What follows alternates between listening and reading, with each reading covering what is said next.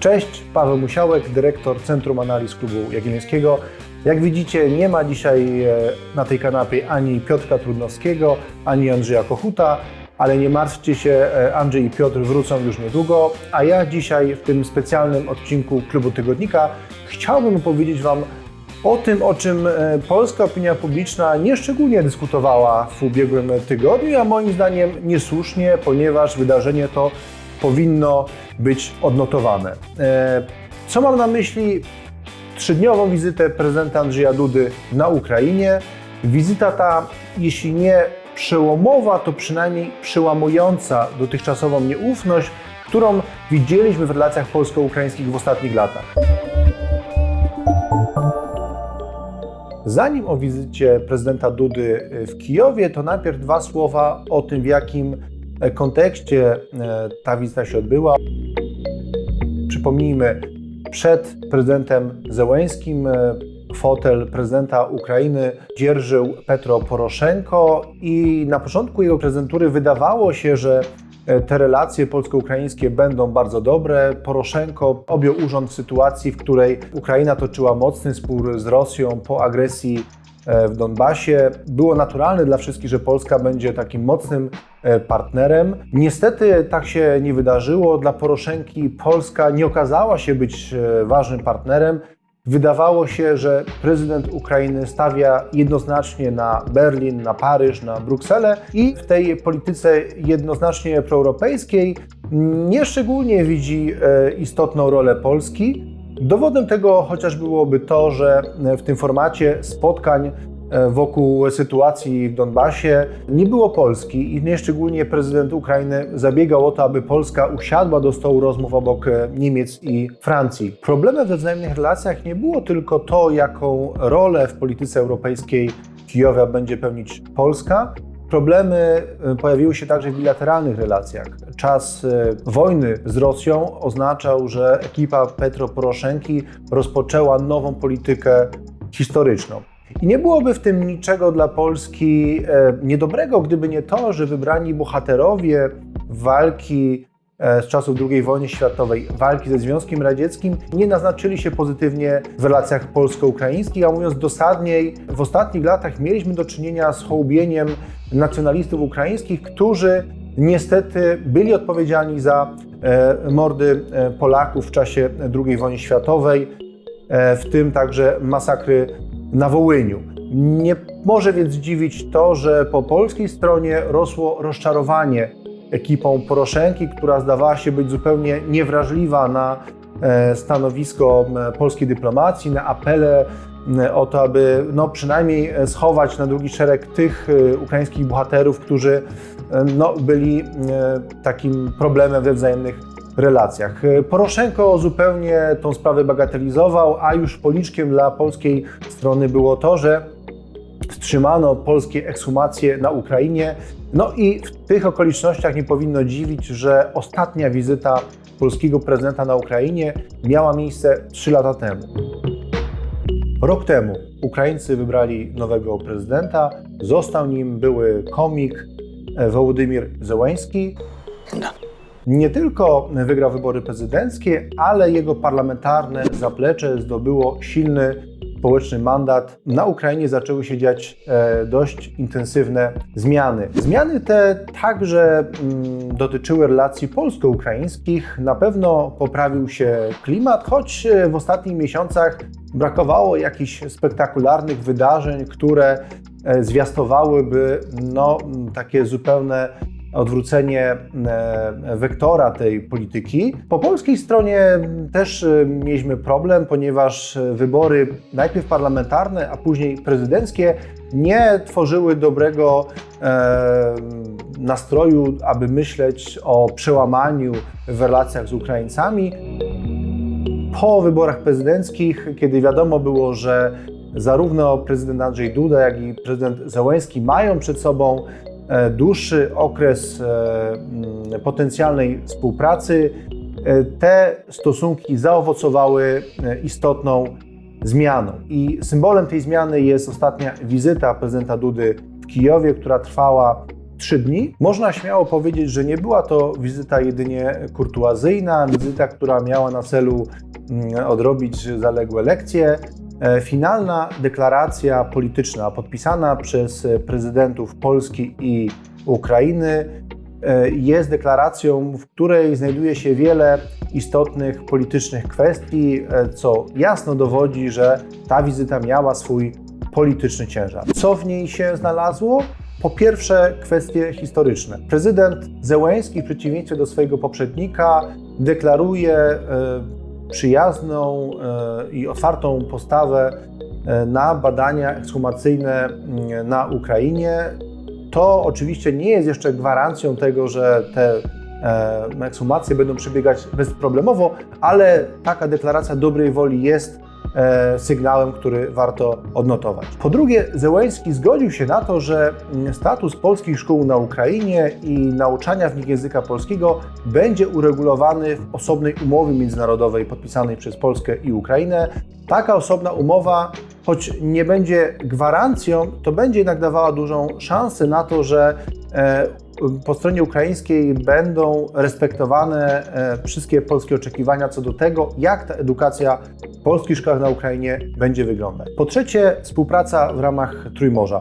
Ukraina, przypomnijmy, nie jest krajem Unii Europejskiej, w związku z tym nie została zaproszona do tego formatu, ale na wyraźną prośbę strony ukraińskiej Polska obiecała, że będzie szukać przestrzeni współpracy. Bardzo dobrze, że to się wydarzyło, bo to pokazuje, że Trójmorze ma sens. Po czwarte, współpraca gospodarcza. Podkreślmy, w ostatnich latach handel między Polską a Ukrainą rósł dość dynamicznie, rosły także powoli, ale systematycznie polskie inwestycje. Obie strony ustaliły, że będą intensyfikować tą współpracę. Oczywiście to, jakie są ryzyka inwestycyjne na Ukrainie, każdy wie, ale myślę, że warto odnotować to, że ten klimat biznesowy powoli się poprawia. No i w końcu warto także odnotować to, że Ukraina otwiera się na proces prywatyzacji. Dużo zasobów, dużo aktywów państwowych będzie przeznaczonych do sprzedaży, no i to tworzy szansę dla polskich firm, które zaczynają swoją ekspansję zagraniczną. I jak jesteśmy przy tej ekspansji zagranicznej, to punkt 5 brzmi energetyka. Polska państwowa spółka PGNiG, która jest potentatem na polskim rynku gazowym, zaczyna interesować się aktywami na Ukrainie i akurat w sektorze gazowym te zmiany, o których wspominałem wcześniej, strategiczne zmiany dokonują się dość dynamicznie. Ukraiński rynek gazu, można powiedzieć, że się cywilizuje i coraz więcej zagranicznych przedsiębiorstw zaczyna się interesować aktywami za naszą wschodnią granicą. Także wizyta prezydenta Andrzeja Dudy, poza tym wymiarem takich relacji między prezydentami, miała także swój komponent biznesowy. Przedstawiciele PGNiG-u podpisali umowę, która rozpoczyna proces takiej inwentaryzacji tych zasobów, które są już dzisiaj przedmiotem zainteresowania polskiej spółki. Oby coś z tego wyszło, należy trzymać kciuki. Po szóste, bezpieczeństwo. Obie strony zgodziły się co do tego, że warto intensyfikować współpracę w dziedzinie bezpieczeństwa militarnego. Wymienia się tam współpracę bardzo owocną w ramach brygady polsko-ukraińsko-litewskiej, ale podkreślmy, znajdują się także w tej deklaracji końcowej pewne sygnały, które były już adresowane wcześniej. Polska strona bardzo wyraźnie popierała i popiera wciąż Ukrainę w konflikcie z Rosją. Zdecydowanie podkreśla, że aneksja Krymu odbyła się w sposób bezprawny. Podkreśla także to, że Rosja powinna wycofać się z Donbasu, no i ten konflikt powinien zostać uregulowany. Tutaj polska strona wspierała stronę ukraińską niezależnie od tych napięć w relacjach historycznych, także za Petra Poroszenki, no i za oczywiście Wołodymyra Zełenskiego. Tutaj nic się nie zmieniło. Na pewno Polacy, tak długo jak Rosjanie będą nielegalnie atakować Donbas, będą wspierali swojego wschodniego sąsiada. A jak mówimy o bezpieczeństwie, to należy wspomnieć o nowo powołanym formacie W lipcu 2020 roku powstał Trójkąt Lubelski, czyli nowy format rozmów, w której stronami są Polska, Ukraina i Litwa. Trójkąt Lubelski jest takim nowym formatem, który nie jest zinstytucjonalizowany, to znaczy on nie tworzy się osobnych instytucji, nie jest osobną organizacją, jest formatem, w którym będą spotykać się regularnie szefowie dyplomacji tych trzech państw i oczywiście temat bezpieczeństwa będzie tam jednym z tematów wiodących. Format uważam, że jest bardzo ciekawy, ponieważ lista wspólnych tematów, które są interesujące zarówno dla Warszawy, Kijowa, jak i Wilna jest dość długa. Poza tematem bezpieczeństwa militarnego i oczywiście naturalnym kontekstem imperialnej polityki rosyjskiej, jest tutaj chociażby kwestia Białorusi. Dzisiaj te trzy państwa dość mocno wypowiadają się w sprawie wydarzeń, które mają miejsce w Mińsku. Ta polityka wobec Białorusi jest koordynowana i można powiedzieć, że Białoruś jawi się jako taki naturalny temat, który będzie pojawiał się w tych relacjach polsko-litewsko-ukraińskich. Ale nie tylko bezpieczeństwo, nie tylko Białoruś, to także przestrzeń do tematów gospodarczych. Taki temat jak Via Carpatia jest tematem, który interesuje nie tylko Litwę i Polskę, czyli kraje, gdzie ten szlak Via Carpatia będzie położony.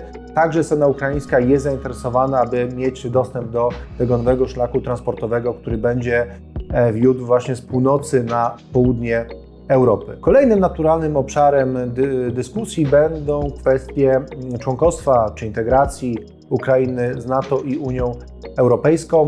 Polska i Litwa pełnią rolę adwokata Ukrainy w tych dwóch organizacjach od dłuższego czasu i naturalne jest to, że ta polityka może przynieść większe owoce w sytuacji, w której będzie wspólnie koordynowana. Także należy trzymać kciuki za format lubelski. Czy ten trójkąt się sprawdzi, zobaczymy, ale trzeba podkreślić, że idea, sam pomysł jest dość ciekawa. Podsumowując, w ostatnim czasie ze wschodu wieje dla Polski korzystny wiatr. Z jednej strony można przypomnieć, że mamy dość istotną poprawę wzajemnej atmosfery w relacjach z Litwą. Polskie zaangażowanie na Białorusi jest widoczne i przekłada się na decyzje Unii Europejskiej. I w ostatnich miesiącach, jak starałem się wcześniej pokazać, mamy kilka dobrych newsów, które płyną z Kijowa. Podkreślmy, że dużym sukcesem, po części niezależnym od polskich polityków, jest to, że duża grupa Ukraińców czy Białorusinów, którzy przyjeżdżają regularnie do Polski, widzą w naszym kraju przedmurze Zachodu. Ten dobry soft power jest takim bardzo mocnym polskim zasobem, który powinniśmy wykorzystywać, a powinniśmy wykorzystywać go przede wszystkim do tego, aby zbudować sobie propolskie lobby wśród ukraińskich i białoruskich polityków. Dzisiaj to można powiedzieć, społeczeństwo ukraińskie i białoruskie jest mocno propolskie, co pokazują różnego typu sondaże, ale za mało wysiłku włożyliśmy w to, aby zbudować sobie takie zaplecze polityczne, które będzie dbało o relacje z Polską. Jeżeli dobrnęliście do tego momentu, to bardzo Wam dziękuję i proszę Was jeszcze o to, abyście zasubskrybowali ten kanał. Proszę, dajcie także znać w komentarzach, czy tego typu forma ekstra klubu tygodnika jest dla Was interesująca, czy taki format, w którym widzicie nowe twarze, jest dla Was ciekawy. Postaramy się uwzględnić Wasze opinie w naszych planach. Także dzięki wielkie i do zobaczenia.